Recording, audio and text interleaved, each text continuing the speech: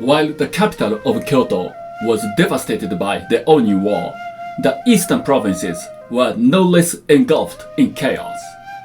There, a warlord unlike any before rose from the shadows. He didn't place faith in central authority. Trusting only in its thought and strategy, he carved out a domain through sheer force of will. Thus was born a daimyo who ushered in the age of Gekokujo, the Sengoku ethos of the low overcoming the high. This is the story of Hojo Soun, the Trailblazer of the Sengoku Daimyo. Konnichiwa. Welcome to another journey into the history of Japan. Today, we delve into the life of Hojo Soun, who laid the groundwork for a century of later Hojo dominance in Kanto region. The origins of Hojo Soun are uncertain. Some say he was born in Bitchu province, now part of Okayama prefecture. Others say he was born in the capital of Kyoto. He was long believed to have been born in 1432, but a recent study suggests that he may have been born a quarter century later. But we know that he was born into the Ise clan serving the Ashikaga shogunate in Kyoto. During his lifetime, he was known as Ise Moritoki, Ise Shinkuro, or Soun and Sozui. Throughout this video, however, we use the name by which he was best known in later generations, Hojo Soun. In the meantime, he never referred to himself as Hojo in his lifetime. The name was later adopted by his son, Ujitsuna, in homage to the original Hojo clan that once held power as regents of the Kamakura shogunate. To distinguish them from the original Hojo, they are often called Go-Hojo or the Later Hojo. Soun's rise began not with conquest, but with the marriage of his sister, Lady Kitagawa, with Imagawa Yoshitada, the head of the powerful Imagawa clan. The Imagawa family was the Shugo, or military governor of Suruga province, which is now part of Shizuoka prefecture. Yoshitada and Lady Kitagawa bore their first son Ryuomaru in 1473.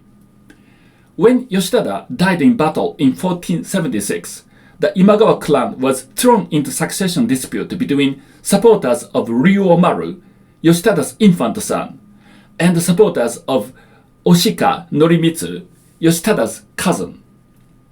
This sparked the intervention of the powerful daimyo in the surrounding regions, creating a situation on the brink of explosion. Lady Kitagawa, Ryuomaru's mother, wanted his son to succeed and asked Soun to intervene. Soun accepted and traveled from Kyoto to Suruga to mediate the dispute. He proposed a plan. Norimitsu would take on the family headship for the time being, but relinquish the position to Ryuomaru upon his coming of age. Both sides agreed, and Soun returned to Kyoto. The dispute seemed to have been settled. But 10 years later, the conflict reignited. Ryuomaru came of age. He demanded that the family headship be transferred to him from Norimitsu. But Norimitsu refused. He reneged on a promise made 10 years before. Once again, the Imagawa clan found itself caught up in the dispute between the two factions. Lady Kitagawa asked Soun for help once again. In 1487, he headed to Suruga. This time, however, it was not to mediate, but to defeat Norimitsu by force. He successfully led a coup d'etat to overthrow Norimitsu, resulting in Ryuomaru becoming the new family head. Ryuomaru, who changed his name to Imagawa Ujichika, awarded Soun with Kokokuji Castle in recognition of his contribution. With this, Soun settled in Suruga to become Imagawa's retainer. 4 years later, another succession dispute broke out in Izu province, the eastern neighbor of Suruga. It was something that gave Soun an opportunity for further rise.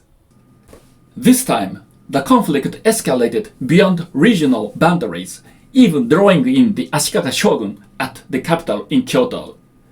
Ashikaga Masatomo, who was the Horikoshi Kubo, the ruler of Izu province, died in 1491. Masatomo had three sons, Chachamaru, the first son, and Seiko and Jundoji, and he favored the two younger sons. He successfully installed his second son Seiko as shogun in Kyoto and intended to appoint Jundoji as his successor in Izu. And what about Chachamaru?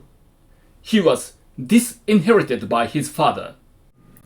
He is even said to have been imprisoned in a dungeon. Some say it was because of his misdeeds, while others blame his stepmother for slandering him. Just months after Masatomo's death, Chachamaru killed his jailer, escaped confinement, and launched a surprise attack. He murdered both Jundoji, the designated heir, and his mother in one stroke. This violent act allowed Chachamaru to succeed his father and became the ruler of Izu. But his rule was short-lived. Seiko, who would become the 11th shogun Ashikaga Yoshizumi, got infuriated to learn of the tragic deaths of his mother and brother and set out to take revenge on Chachamaru. He ordered Hojo Soun in Kokokuji Castle to defeat Chachamaru. Soun took his time gathering his forces. He also kept tabs on Chachamaru's movements. And he didn't miss the opportunity when Chachamaru's army embarked on an expedition to Kanto, leaving their defense vulnerable. In 1493, Soun launched a surprise attack on Chachamaru, both from sea and land, expelling him from Izu. Izu province became a power vacuum after the expulsion of Chachamaru. Soun seized control of the province, making Nirayama Castle his new residence. Soun's invasion of Izu was a watershed event that set itself apart from previous conflicts. Rather than the clash between powerful daimyo, it was a case of a mere samurai destroying a daimyo, which became the forerunner of Gekokujo, the Sengoku ethos of the low overcoming the high. From that point on, such uprisings frequently erupted across the nation.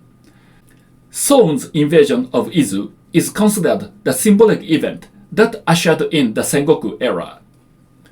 Upon assuming control of Izu, Soun issued a proclamation guaranteeing land rights of those who joined his cause, forbidding soldiers from committing acts of violence, and ordering the care of the sick. He also drastically reduced the tax. With these measures, the residents gladly accepted his rule. From his new base in Nirayama, Soun set out to expand his territory. His next target was Odawara Castle, controlled by Omori Fujiyori. In 1495, Soun asked Fujiyori for permission to enter his territory, using the large deer hunt as an excuse. Fujiyori agreed without hesitation, but it was Soun's trap. One account tells of Soun employing a daring and unconventional tactic known as the fire ox strategy. Soun's forces gathered a herd of oxen, tied torches and straw bundles soaked in oil to their horns and backs. At night, the oxen were set ablaze and released toward the castle gates. The panicked, flaming animals charged into the enemy camp, causing chaos and confusion among the defenders. Amid the turmoil, Soun's troops launched a surprise attack, exploiting the disarray to breach the castle and seize control. The story may be a later invention, but it symbolizes his reputation as a master of cunning and psychological warfare. The success of the operation marked the beginning of the Hojo's rule over Odawara, which would become the clan's stronghold for nearly a century. After capturing Odawara Castle, he launched a calculated campaign to conquer Sagami province, which would become the heartland of the Hojo clan's power. He captured the rival clans' castles one after another, and after several years of siege, he seized Misaki Castle, the stronghold of the Miura clan, which virtually gave him the control of the entire Sagami province. His campaign in Sagami laid the foundation for the later Hojo clan's century-long dominance in the Kanto region, culminating in a 5-generation rule that would only be broken by Toyotomi Hideyoshi's siege of Odawara in 1590. 2 years after he seized Misaki Castle, he officially retired in favor of Ujitsuna, his second son. Soun died in 1519 in Nirayama Castle in Izu. Soun left behind more than territory. He left a blueprint. The Hojo would expand, dominate the Kanto region, and become a central force in Sengoku politics. He proved that the power could be earned, not inherited. His blend of strategy, diplomacy, and governance shaped the ethos of Sengoku Daimyo, and his legacy endured. Thank you for watching. If you enjoyed this journey into the life of Hojo Soun, subscribe for more stories from Japan's past, where history breathes and legends rise. ありがとうございました。さようなら。